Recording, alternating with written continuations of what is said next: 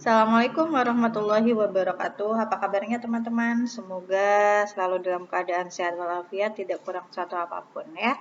Dan tetap semangat.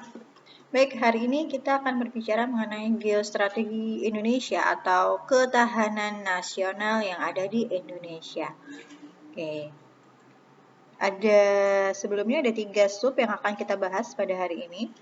Salah satunya adalah unsur-unsur ketahanan nasional Indonesia.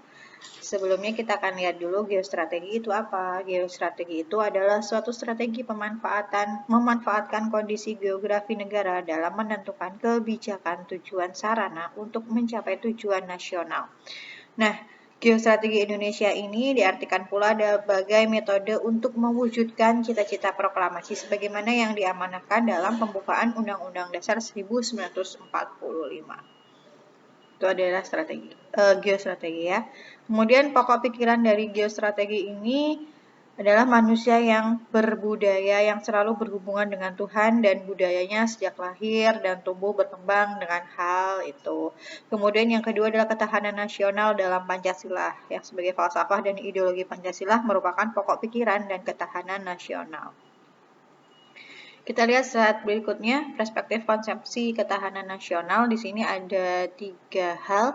Ketahanan nasional sebagai kondisi penggambaran atas keadaan yang seharusnya dipenuhi. Jadi, bagaimana cara kita negara Indonesia mempertahankan ketahanan nasional walaupun sekarang kita sudah tidak perang lagi, tetapi bagaimana cara kita mempertahankan ketahanan nasional.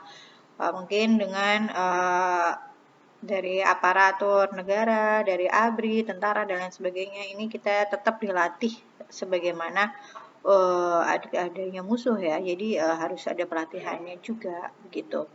Kemudian yang kedua, ketahanan nasional sebagai sebuah pendekatan atau metode cara dalam menjalankan suatu kegiatan, khususnya pembangunan negara. Kemudian yang ketiga, ketahanan nasional sebagai doktrin merupakan konsepsi khas Indonesia yang berupa ajaran konseptual tentang pengaturan dan penyelenggaraan negara. Ini ada di dalam GBHN garis besar haluan negara. Kemudian ini bisa kita lihat sejarah lahirnya ketahanan nasional. Ini ada ketahanan nasional bermula pada awal tahun 1960-an.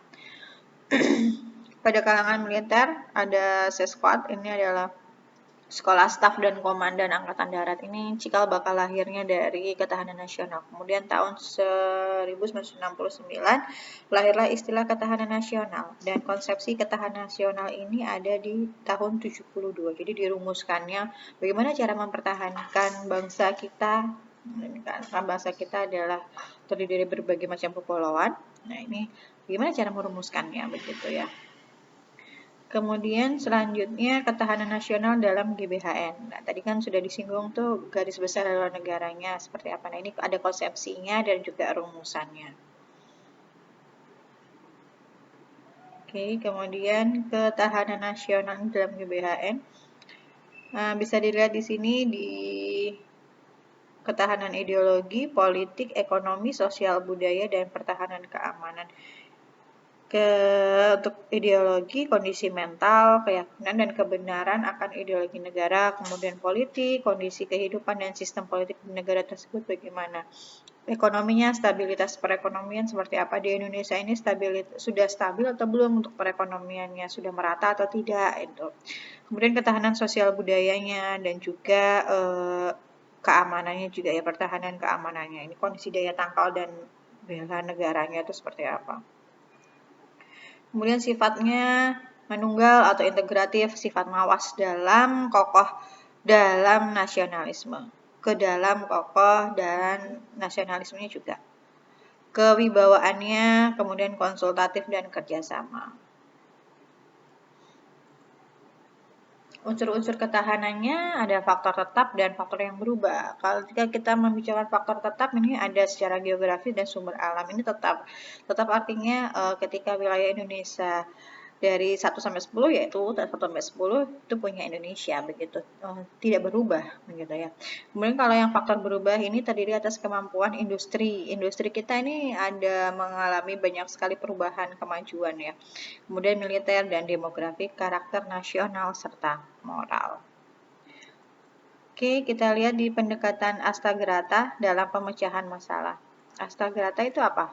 Ini kita lihat sebuah pendekatan yang melihat kehidupan nasional sebagai sebuah sistem yang terdiri dari 8 gatra. Ada trigatra dan pancagatra yang saling mempengaruhi satu sama lain.